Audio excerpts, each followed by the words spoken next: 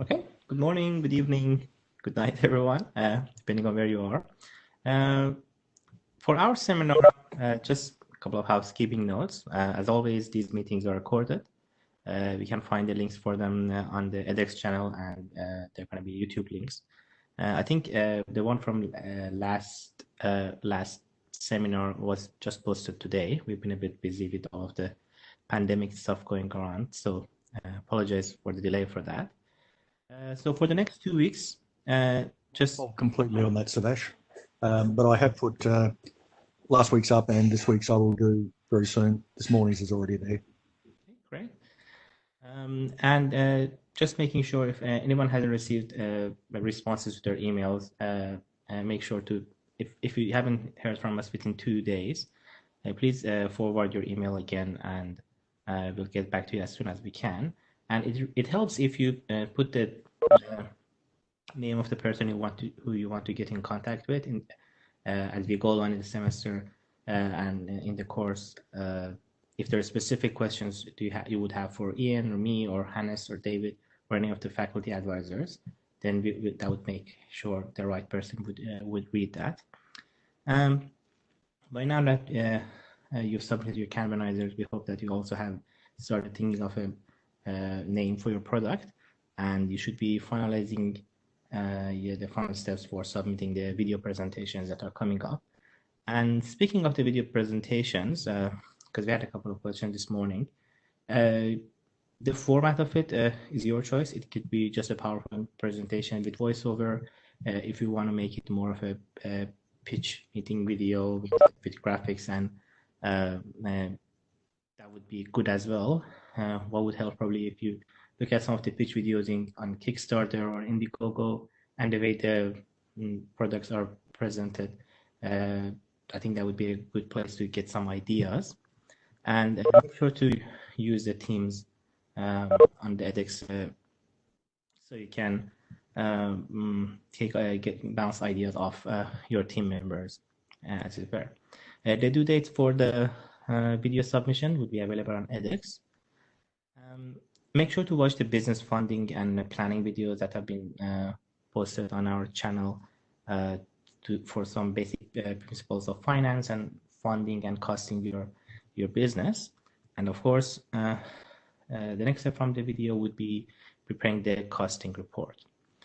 So with that report, Savash, if you wouldn't mind, just if we could check on anyone who has privacy concerns or their project is commercially sensitive, to let us know so that we know that your submissions are coming in directly to us via the IoT Capstone email address. So yeah, just make sure to email us. I don't think any of the other assessments are PRSS, are they, Ian? Or was it just the first one? No. They don't need to submit them through the edX platform if they're commercially sensitive and they don't feel comfortable with it. Yeah, so you can just email us, and then it would only mean that the faculty at Kearsinside would have access to those. And for those of you who had their Canvanizers emailed to us, all of the marks should be updated on your edX platform. So for the market research and costing plan, this is the breakdown of the mark that we have in mind. So we want about 25% on industry analysis, competitor analysis, product and services, pricing, strategy, and stability analysis. And this is going to be 15% of your overall marks. So the purpose of this plan is to consolidate your idea for the product or the services that you plan to present. And a good advice at this point is hold on to your Canvanizers, and as you do more research, as you look into more options for the cost, for presentation, for funding, and for other aspects that we're going to cover today, you can always go back and add to it, and this is going to be a big help when you're writing that final report for submission for this course, because that would be pretty much one idea that holds one place that would hold all of the different bits and pieces throughout the project that you're going to be involved in. So you should really know the industry and the environment that your business is going to operate. It's some interesting areas to kind of look into would be looking into patents. And after the current seminar is done, I'll share my screen so to show how we can look for patterns through these two examples. Ian, do you want to share that little tidbit about patents and when they initially? The patent system was actually put in place originally to enable the sharing of ideas. So if you look at a patent, it's got a vast amount of detail on how they've gone about designing this patented device. All the specifications must be included. It must have drawings of the device, which means patents should really only be for physical things, even though certain software developers have tried something different. However, it's sort of been hijacked and now it is used as a way to restrict people's practice. So instead of being able to look for a method or a device that will do the job for you, you contact the patent holder and you reach some mutually acceptable agreement on using their knowledge. Instead, nowadays, it tends to be more a way of suing people, stopping them from being able to use your technology. And we saw that classic case of SCO Unix. I don't know if anyone can remember that particular company. They had a whole bunch of patents on or copyright on various aspects of the Unix operating system, and they attempted to sue anybody and everybody who used Linux, and that became their entire business model. So that was rather bad.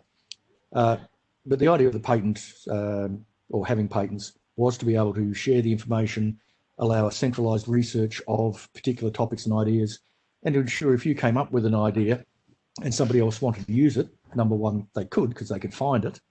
And number two, you would receive some recompense for the effort you put into developing it. Patent system as it stands needs major overhaul just so it can free up the system again. And that's probably one of the reasons that the open source community is now doing so well. It does what the patent system fails to do, in that you can get the use of somebody else's intellectual property, reuse it, but you have to meet certain requirements, which we, I think, mention a bit later on, such as releasing source code again. If you modify it at all, you can still make money from it. You can still sell open source products, usually through a different model, but it does achieve what, in some ways, it does achieve what the patents were meant to achieve, but unfortunately don't nowadays. But we'll have a look at a couple of patents later on. Back to you, Suvash. Thank you, Ian. So the areas that you really want to focus on for your industry analysis are first political. So looking into what legal factors affect your business. Is your industry highly regulated or is it under the government radar? What are the impacts of these regulation on the industry that you want to plan your business, and what are the political stability for releasing your product or service in that environment? There's also throw in an example there if you like, Suvash. If you think of medical systems require rigorous testing and approvals before you can actually put them out into use. So if you're working in something that could be considered medical, you need to keep the timeline and the compliance and certification costs in mind when you're developing. It'll also stretch out your lead time to delivery as well. Politically, there's a lot of things that you can and can't do in different environments. Something nice about this particular course, we get to know of some of these political issues because of the variety of places people come from. I'm just trying to think of an example at the moment. It's escaping me. But when it comes to me, I will mention it. So possibly, maybe an example would be some sort of a news organization back in my home country of Iran. And the news is heavily controlled by the government, and the content of the news is heavily impacted by government messages. So say if you were thinking of developing an app in that particular environment, it's heavily going to be affected by how much you can utilize that market. Firewall of China, etc. Of course.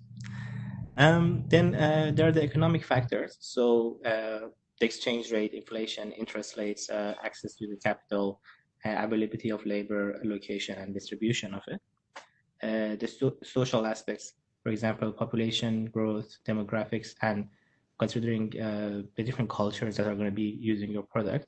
I don't know, for example, if you, just something off the top of my head, if you're thinking of building an app that shows you the best bacon place in your neighborhood, and you develop that app for a Muslim country where bacon is not a halal food, so that's definitely going to be affected by it. So there are some things that you might not essentially think about, but you have to also consider the social aspects. Agriculture area is also a really interesting one for that, looking at your demographics and the social cultural areas that you're in.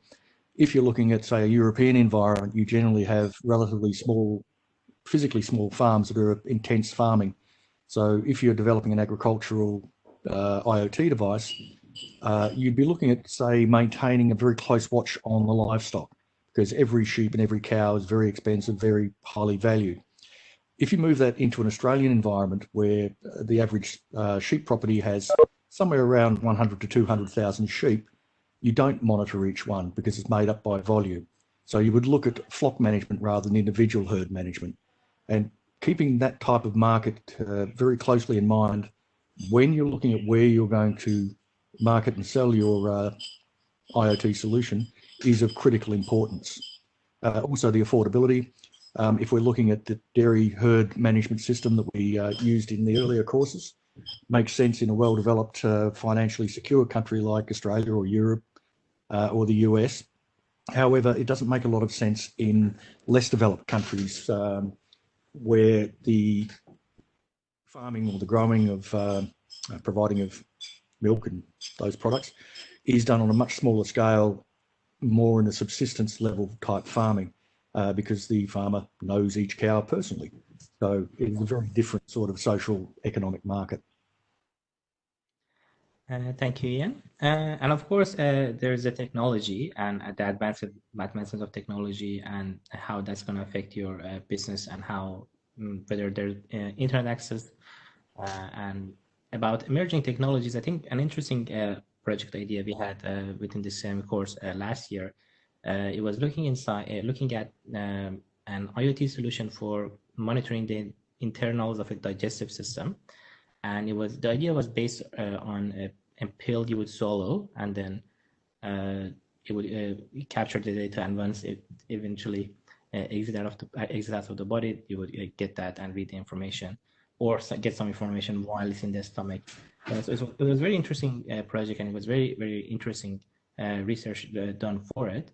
But realistically, the actual technology that they were looking at, it was a bit further away for it to be available as an actual product in the market. So that's definitely going to affect whether the idea you have and how likely the idea you have would be able to be implemented realistically. Internet access is one of the crucial things to be looking at too, depending on region you're in. For example, we developed an IoT course which we delivered in Myanmar. That's the new name of Burma. And we had to deliver a course on the Internet of Things without the internet because they didn't have any. And that's a bit extreme. Burma's a little bit extreme. But if you're looking at an IoT system that is very data intensive, as in the communication, you'll have to be aware that not everywhere has good internet access. If you're unfortunate enough to be in Australia, we have something called the National Broadband Network, which ranges from absolutely fantastic to absolutely abysmal. So we have to be very careful about the data traffic that we're creating and using, even in a supposedly developed country. And finally, what are the current and future trends that are affecting your industry at the moment, and what are the barriers to entry for that specific industry that you're targeting? Anything you want to add to the last part, Ian? Or I think that's really... Yeah, there is. Industries can be very tricky to get into, especially if you've got very well-established players in the market. And we can use our favourite Apple on this one. It was extremely difficult for other manufacturers of phones to break into the market because the smartphone market was pretty much sewn up by Apple. And if anyone had a phone, it would be an iPhone. So it really would have taken Samsung, LG, and others a very, very large investment to break into that market. And if you're looking at commercializing your IoT device that you're developing here, keep that in mind, because if you're going up against the big boys, they have the power to either shut you down or, on the bright side, buy you out. And that can be a very good thing. So being aware of the competition you're going to face, the established players in the market, their attitude to competitors is a crucial factor. If you're up against someone like the old Microsoft, not the new one, they would have done everything just to bankrupt you, not buy you out. Whereas Apple tends to buy people out, as does Cisco. So being aware of that, I think, is crucially important. Thank you, Ian, for the extra information. And of course, another important part is your competitor analysis and finding out what are your biggest competitors, what is their market share, what unique value proposition they have to the customers, what are their strengths, what are their weaknesses.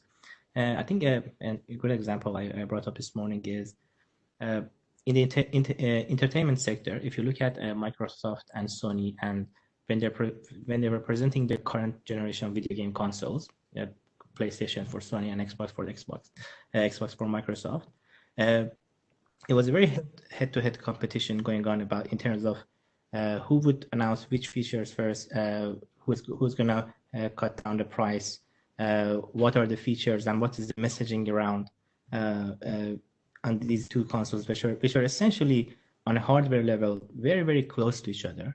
And just by this competitive analysis that obviously their huge teams of PR had done, it really affected the starting point and how people perceived which console to go ahead and buy.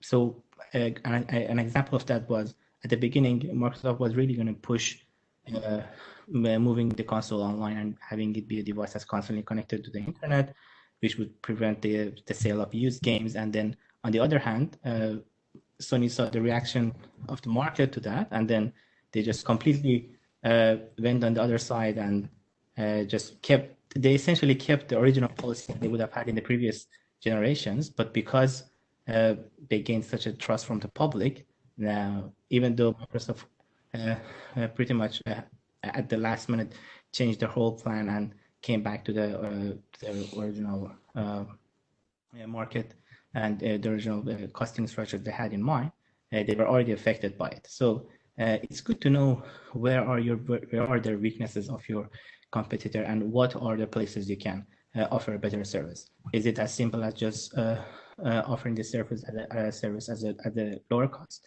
or is it a different means of pricing that you can implement? Are there features that you feel like your competitors are lacking that's requested heavily by the market and by the people who are going to be using the product or the service?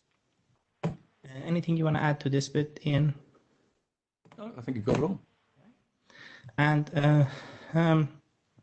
on pricing strategies, again, that really depends on what your service and what your product is. Again, comparing traditional pricing strategies as okay, this is a product, I'm going to purchase it and I'm going to own it. Whereas these days, you're looking at more subscription-based product, and I know that's not true for everything, but freemium versions of softwares, trial software, and how much of a product you offer to the customers to attract them in, gain a customer base, and then offer them more premium services? Or are you aiming for a market that's a bit more premium to start with, and you have a bigger kind of a ceiling for entry from the customer standpoint?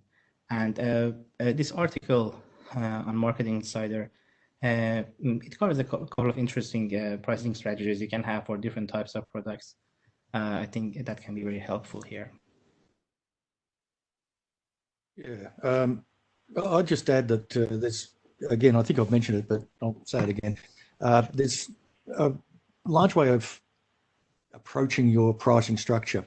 Probably the two extremes are, first of all, something to recoup all of your development costs from the beginning, and pricing so that you can recover all of those costs, plus the manufacture costs, distribution costs, cost for having warranty repairs and returns, and then adding your margin on top.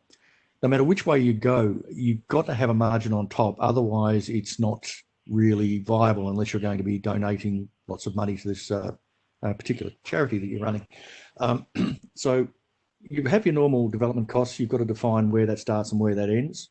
In the case of the project we're doing here, it could include everything from the cost of this course, the cost of the power, adding time for the time that you've spent on it and an hourly rate that you've decided. Then you've got to distribute that across the run of devices you think you're going to sell. So having a good idea of the market size is critically important as well. You can then add your margin on the top, as I said. Now, the size of that margin is very much dependent on the other part we were looking at earlier, and that's your competitor analysis.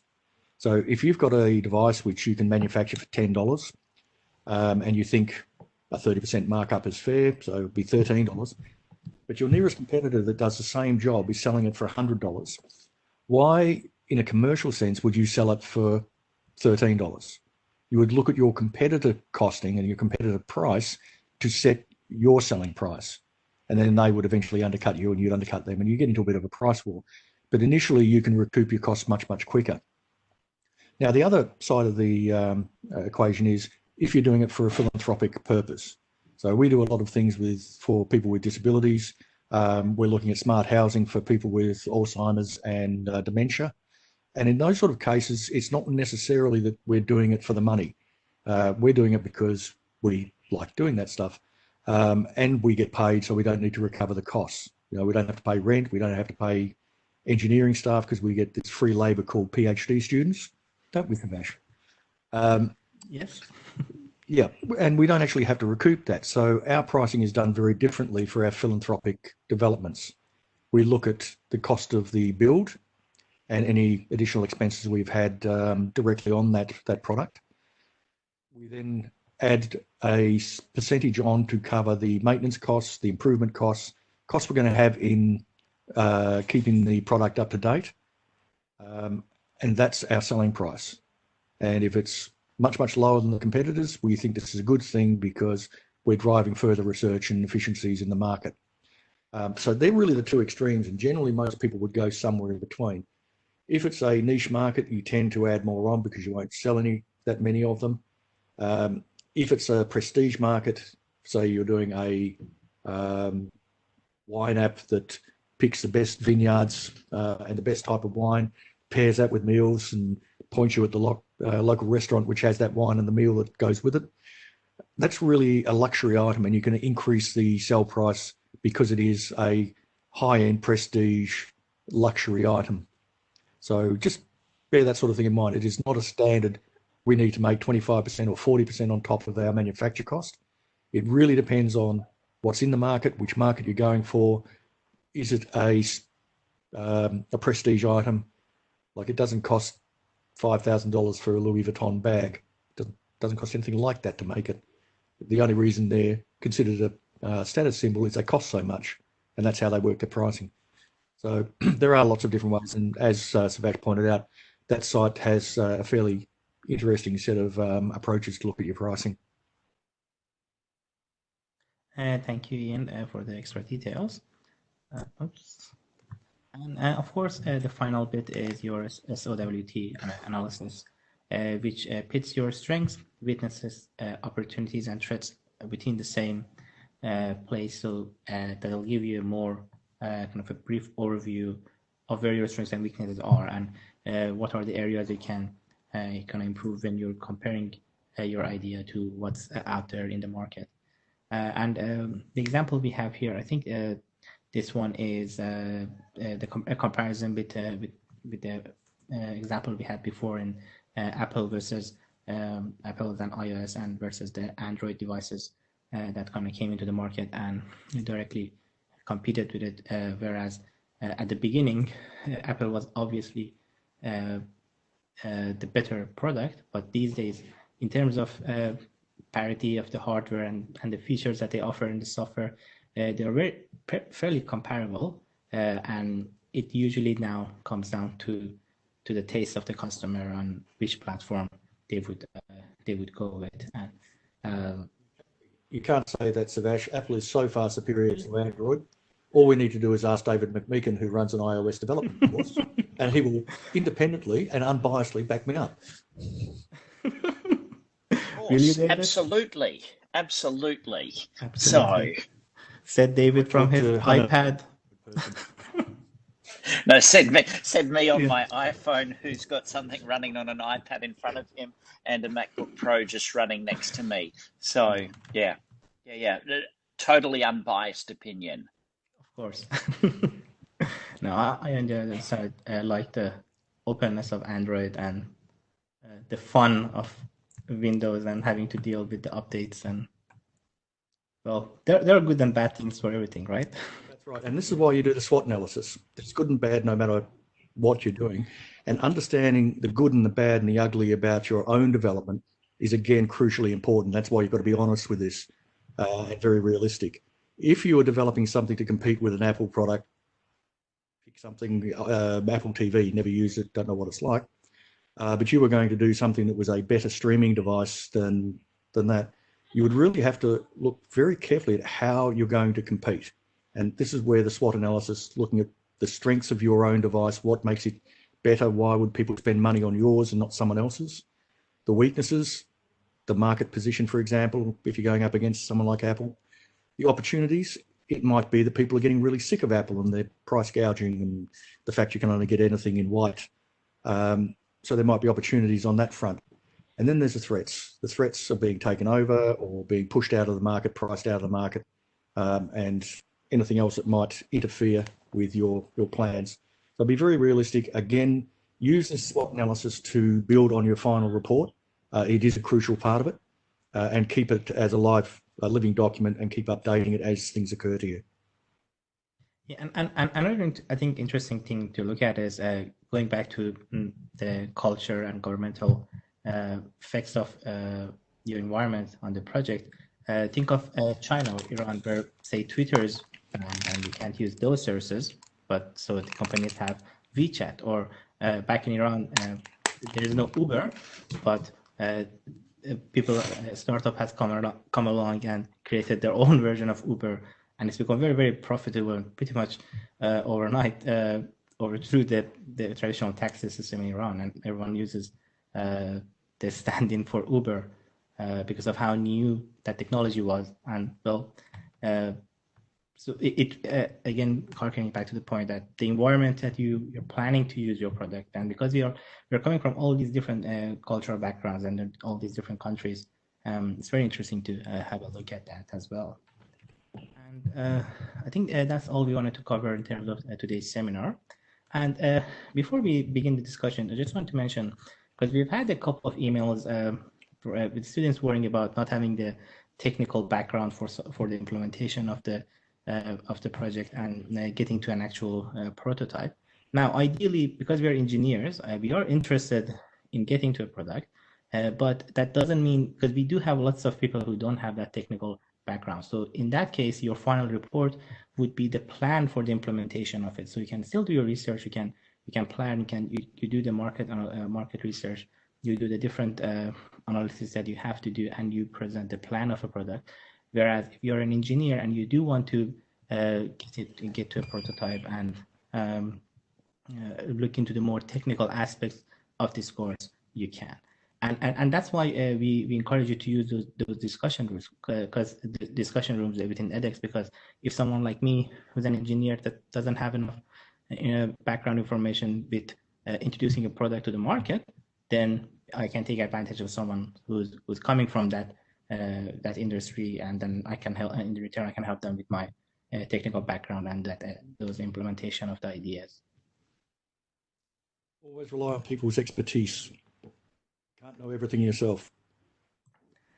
And I'll share my screen. Try Google's. All right, this one looks more promising. This interesting facial treatment device using IMUs, and as Ian was mentioning, you'll have the. For a second, then I thought these were supposed to be hairs, but no. So you have the information, description of the products and claims, and this is a good place to look at and look for similar ideas to start that competitive analysis and the sort of features they include here. I think that's pretty much all we wanted to cover in terms of a seminar. So if we've got any questions, just pop your hand up if you do. We'd like to know how you're going so far with the project development. And if you've got any specific questions, please speak now. I couldn't see the chat before, and Valerie makes an interesting point. When we were comparing the video game consoles, Nintendo came about at a completely different point of view of instead of competing in terms of hardware and powerfulness of the underlying hardware, you have a completely new introduction of systems of playing video games by the introduction of Nintendo Wii and introducing the idea of motion gaming, which ended up being a very big profit for them, and they got a lot. They captured a part of the market that wouldn't probably traditionally play video games, and brought them to the industry. So thanks for reminding me, Mary. Okay, just pop your hand up if you've got a question. There we go. Ahmed, please Matt. go ahead. I'll just unmute you. There you go. Yes, hello. So, yeah, my question is regarding the patents itself. So, let's assume now that because I'm very, with my idea, I'm very, near to some products that are already on the market. And let's say I come really via a patent that covers some aspects of that. So you said it might be then a good idea to head out to these companies and clarify for the usage or what are the things what I have to do to also combine that also in my product. So there is no other way really to go to these patents. And if there are aspects in my product that are not covered by these patents, does it make sense then that I really also ask for a patent in that region itself, that I have somehow also my position in the market afterwards? I'm not a patent holder. My daughter could be soon, but I'm not. However, my approach would be to be very careful about approaching the person who owns the patent, because if it's owned by one of the patent troll companies, they will use it as an excuse to sue you. This is the failing of the patent system. If you've done things which are, and I use this term very loosely, significantly different to that which is described in the patent, it's no longer covered by that past patent. Unfortunately, it's lawyers who decide what is significantly different, and I have done a few court cases as an expert witness on this. It doesn't have to be that different, but you have to be able to show that it's different, or that the patent itself was based on prior knowledge or generally accepted knowledge. So an Australian actually tried to patent the wheel, and he did get that as an Australian innovation patent, but that's a silly system. But because it is a well-known device that's in general use, it's not patentable. And you can show that on other patented devices as well. So there are ways around it. If it looks like you are replicating exactly what they've done in that part of your development, and you think it's actually worthwhile, and you check who the patent holder is, and they look like a legitimate company, not a patent troll, then yes, it's certainly worth approaching them. But it is something you want to do very, very carefully. Is that the sort of thing you're after? Yep. Yeah, thank you very much. I think that was Matsi. Ahmed, you also had your hand up. You want to go ahead and ask your question? I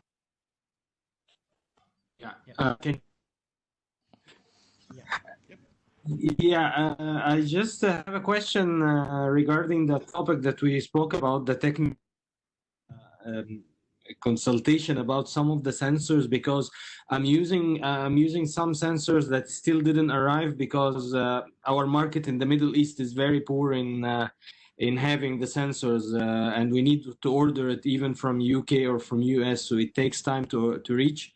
I'm trying to find some libraries for spectrum sensors, which can analyze the colors render of the object for the recycling project. But I'm not sure if I will be able to do really to run the analysis in details as I'm thinking, you know, like, because it's basically built on the analysis of the spectrum of the objects, trying to find something special connected with the materials and their color render and the lighting in general. So I don't know, like, if I got stuck somehow in the code of finding the right code to analyze those, may I have help in this? Yes, certainly can. There's a couple of things that spring to mind. First one is, what type of thing are you trying to measure the color of? I'm Is it an trying object to. or is it something in the distance?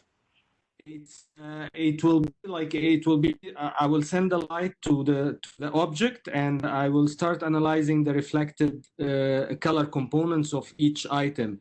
As maybe physically this can be defining plastic from glass, plus other sensors for sure. But Yep. So would you be putting the device on the item you're trying to detect, or very close to it? yeah. This will be inside the compartment where the recycle item, the person will throw it. This will be inside the compartment. All the analysis will run inside the compartment. It will be in dark. Okay. There's a couple of very simple ways of doing things which aren't ideal in some cases. And the first really easy way is to use RGB, red, green, blue. And you can do this in a variety of ways. You can put a red, green and blue LED as the light source, and then a photodiode to measure the reflected level. So you turn the red light on, you measure the red intensity that's reflected back, then the blue, then the green. That would work in most cases, except RGB has a problem that you can't define brown. So if you're looking for brown items, they all come out orange. What you need to do then is go to one of the other color maps, CMYK, or there's a couple of others that are good for determining color, and you can still use the same process on there. So you really just look for the reflected saturation of each of the different colored lighting that you need. You can actually buy integrated color sensors. If you want to have a quick search, Savash, I recall one that came from Texas Instruments. There are actually a couple we recently bought for one of the Crazy Machine students. Let me see if I can find it. I already found, I think, RGB that sense each color is having a channel with the sensor. So I sent But just one bear in of mind these. that problem with. Yeah, just bear in mind that problem that brown is extremely difficult to pick up.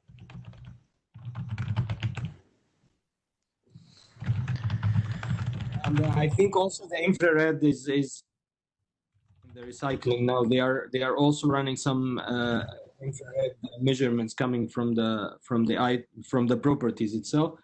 So I'm trying to find the technology itself that goes in the automation of recycling and trying to implement it in the project. So Yeah, that's a really worthwhile project.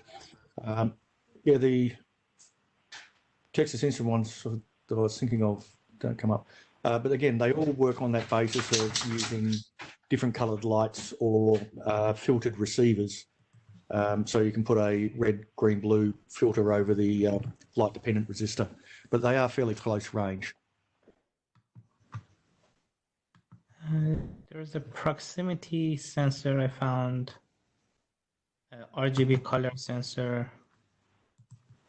These are on code. Yeah. Yeah, there's one cool. It's usually used for the recycling to detect the metals, but the problem is that it needs to operate in a very close distance. I think with a maximum is around how many millimeters? It's like it's like yeah. This is the one that I got. It's Adafruit, I think. This one. Yeah. I think that's an Adafruit. It's probably a sim. Yeah, it is Adafruit. Yeah. Yeah, that's just the light Okay. sensor. If the one I looked yeah, at was, this is the RGB. They do have a very interesting spectrum sensor. So I got the 6-color spectrum sensor and the RGB, Was it this and one I here? got Right.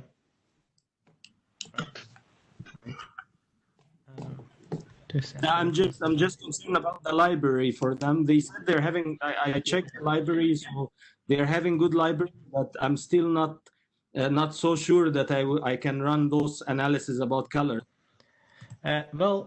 just sent something.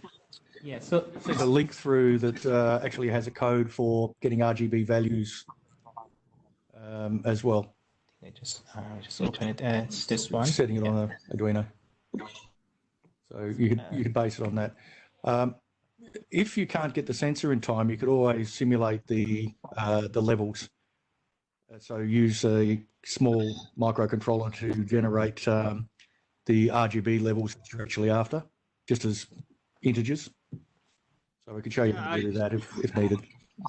I'm just waiting for the sensor. I already did this. I installed already the RGB LED light facing the object inside the compartment, and I installed one light LDR, the sensor, to measure the amount of light reflected the item. But I'm waiting for the RGB sensor to run those analyses to see if there will be improvement in finding some common analysis for each property. Right. Okay, and we will have a discussion about sensors next fortnight. A very general discussion about the different types of sensors, how we can get data from it. I'll show you a couple of different ways of if you're looking for sample code for different types of sensors, where I would personally typically go to look for source code.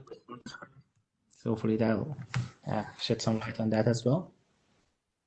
Yeah, this will be nice. Yeah. Anyone else? Any questions? Yes, we've got. Khaled, you want to go ahead? Ask your question. Hello, can you hear me? Yes. Okay, good. I have two questions. The first one about the budget, about the cost of our product. So we have two plans. The first plan is to buy the product, which is set for of cost one-time payment, and the second one is about like you are going to pay some amount of money, and this money is refundable because it's just for insurance. About just ensure the system is good when you return it. So is it okay to do so? Like you, yeah. Instead, yeah, you don't think this gonna be any problem in here? No, it depends on what it is. So if I've got it, what you're saying correctly, it'd be like the scooters that you pay some money for, then you're refunded when you return them. Is that what you mean? Exactly. For the hardware. Yeah, for the hardware. Yeah. Yeah.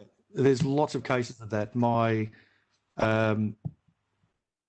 Fetch, which is a TiVo video recorder type thing, the original plan I had on, we paid for it, and when we cancelled, we got the money back that we paid for the set-top box. It was a way of ensuring they actually got them back.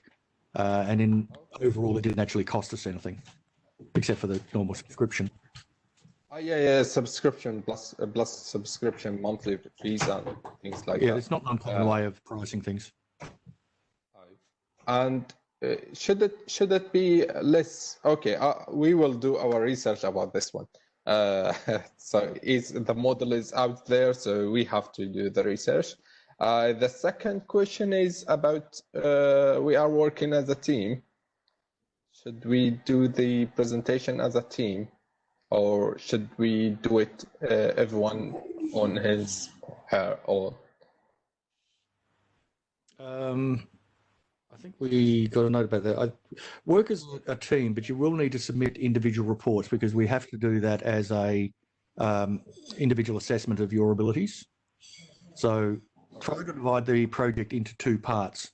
So if one person's working on the networking, the other one's working on the hardware implementation, help each other out with it, definitely.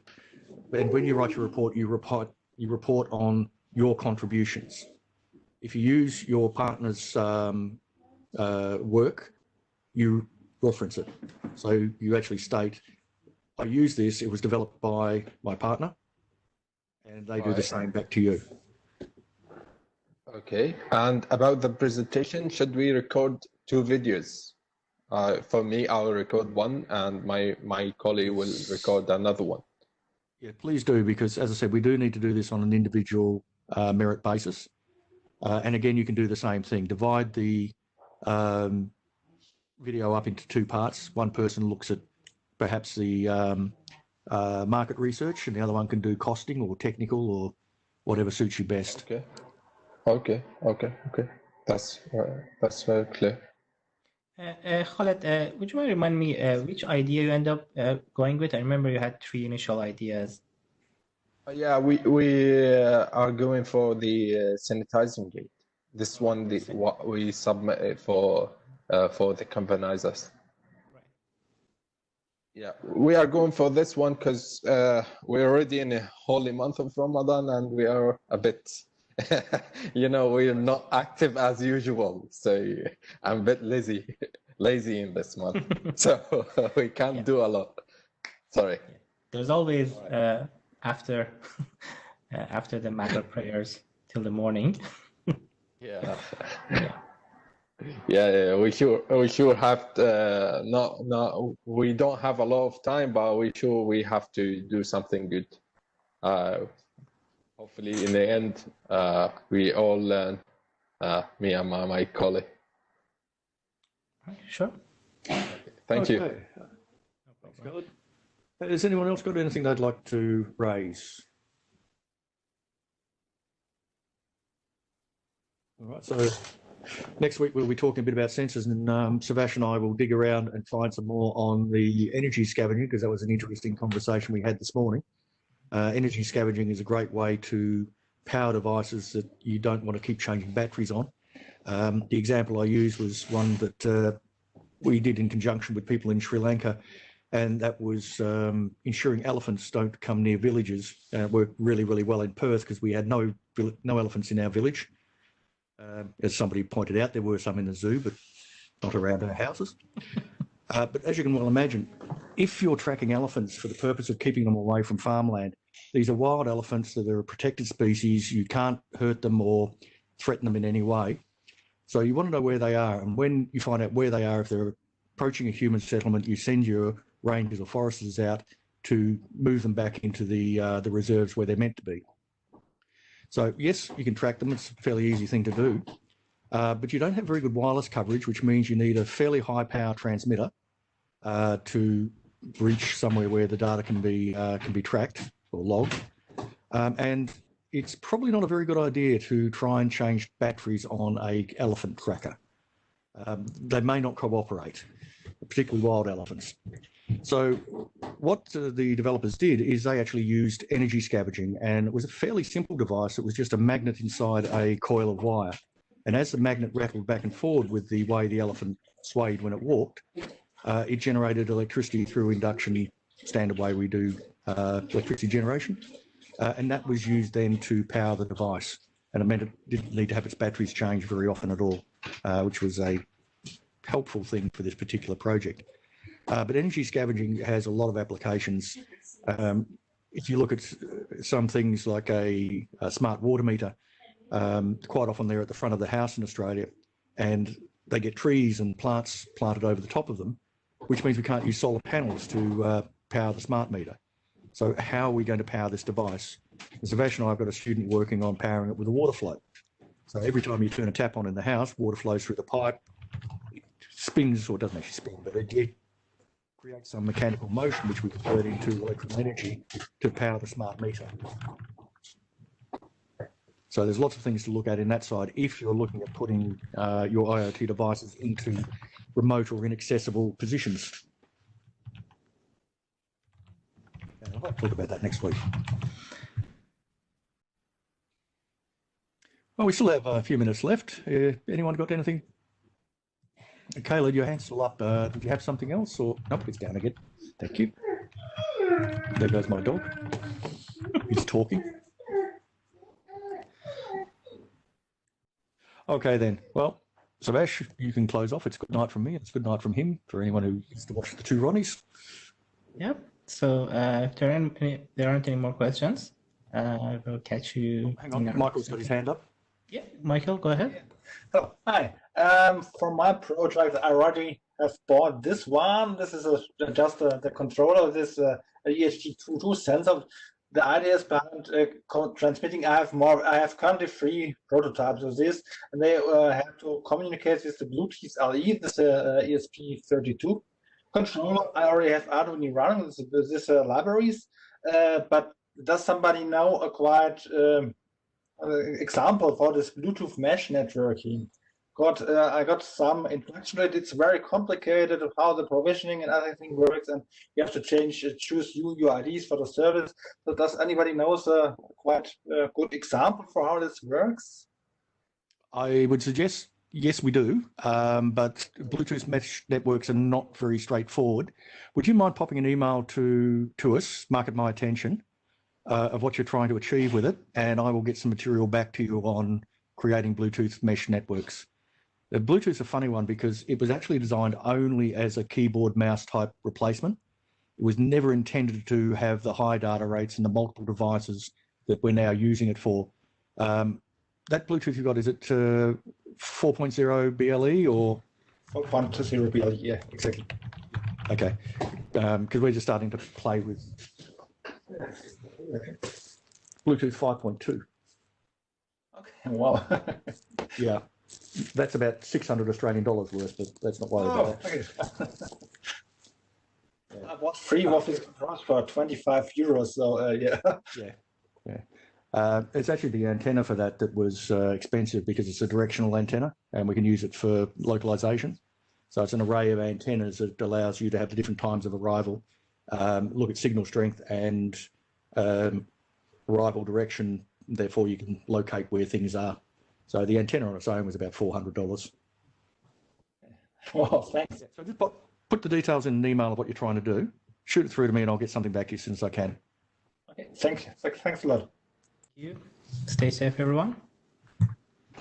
Thank you. Goodbye. Bye. Stay safe. Yep. Don't forget to send an email if you need anything and chase it up if you don't get an answer in a couple of days.